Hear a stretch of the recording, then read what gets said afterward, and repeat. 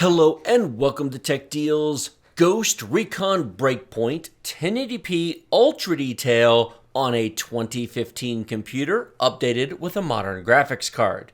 This is an RX 6600 8GB graphics card, $230, installed on a 2015 i5-6500. Is it playable? Yes. Is it great? No. If you look at the frame time graph on the screen, you can see it is jumping all over the place. It is playable, but it is not awesome. It stutters in places. The character responsiveness is not great.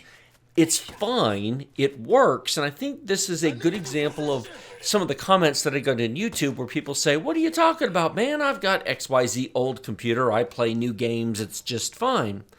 Yeah, that's just it. It's fine. It's fine until you get into serious combat. What you're watching right here is not serious combat. This is taking out a few random people. Now I'm going to get into a base here in a minute. I'm going to get into another vehicle and attack some larger groups of people. But it's not... I've played through this game extensively. There definitely are easy parts and hard parts to this game. When you get into some of the larger bases and you're facing 30 to 40 enemies and you've got a lot of stuff going on, it can be quite demanding. Now, an i7-7700K would help tremendously here. The addition of 900 megahertz of clock speed, because we're currently running at 3.3 gigahertz, a 7700K would be running at 4.2. That would help a lot. The addition of hyper-threading would help a lot. It would smooth out the 1% lows. That frame time graph would be noticeably better if we had 8 threads. For that matter, a Ryzen 5 1600 would be a noticeable improvement. Even though the Ryzen 5 1600 really doesn't have an IPC advantage over the CPU, maybe a little bit, but not really. But 6 cores and 12 threads most certainly does. If you look at the CPU usage on the screen, you'll notice we're basically pegged to 100%. The CPU is fully maxed out. The graphics card could not be more bored. The graphics card is sitting there at 50% usage. The clock speed is throttling. We're really not even at 50% usage. We're more like 30% usage. AMD cards will throttle their clock speed more than NVIDIA cards. NVIDIA would just scale it down to 20% usage or 30% usage, whereas AMD, for power-saving reasons, throttles that back. Now, the CPU power consumption is pretty reasonable. We're at 33, 34 watts right there.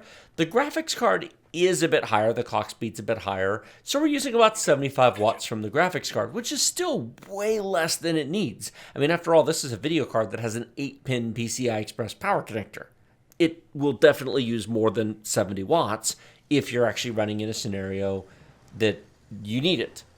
Now, we are not averaging 60 frames per second. You might notice on the screen here, we've got 53 average at the moment. That's a rolling average, 32 1% low. And if you just look at a chart, 53 average, 32 1% low, you might think, well, it's not perfect, but it plays just fine. Well, you'd be right. It's not perfect, and it plays just fine. But fine being the operative term. I'm going to make this really short. Some of these videos are 10 to 15 minutes long, and I think the point has been made. I could show you 3 different areas. I could show you helicopter flying. I could show you all kinds of stuff. I could show you the embarrassment of trying to get between the vehicle and the building. What can I say? What I will say is this. This is a 2018 game that has been updated. It's got the Vulkan engine, which helps tremendously because we'd be running terribly if we were on DirectX 12. You need a new machine to play open world AAA games like this that came out after the CPU did. It's fine, it works, you can do it, but there are much, much better choices. Thanks so much for watching. Like, comment, subscribe, do all of the YouTube things. Try not to watch the embarrassing end to this video because it really is truly tragic. And I will see all of you in the next video.